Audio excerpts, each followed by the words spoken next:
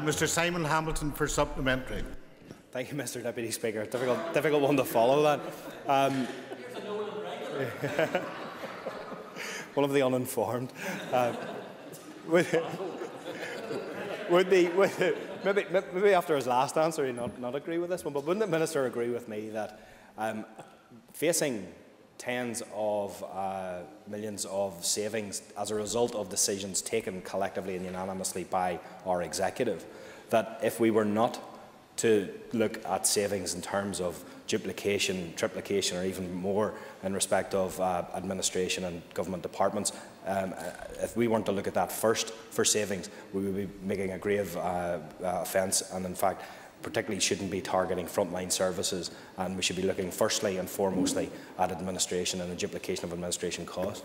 Well, thank you, Mr Deputy Speaker. I hope I didn't give the impression that I didn't believe that in cutting the number of government departments, or in reducing the size of the Assembly, or in some of those other measures, that those were not things that we should actively pursue. In fact, I think I'm probably on the record, Mr Deputy Speaker, at every question time of emphasising that. But there is considerable duplication. Let me just give you an example. Every department will have its own private office, its own press office, its own permanent secretary, its own business planning and monitoring, its own retained finance and budgeting, its own internal audit, its own internal records management and retained IT support, its own equality unit and its own retained personnel. Now, that's replicated across 11 departments.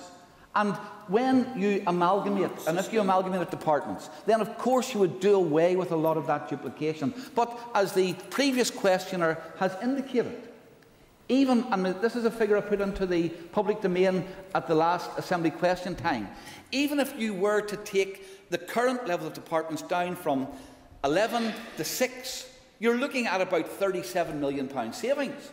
Now, that's not, I'm not saying that that's not the right thing to do. But if we think that that's the end of the story, that's the answer, then we're kidding ourselves. And of course we should do it. And of course, if we're going to say that we want to see greater efficiency, then greater efficiency should start here and start with the decisions which we can actively make. And of course, as I've already pointed out, there will be other benefits in doing that, so far as streamlined departments would mean you might not have 3 departments dealing with planning, 2 departments dealing with the economy, or maybe 3 departments dealing with the economy, and a range of departments dealing with education.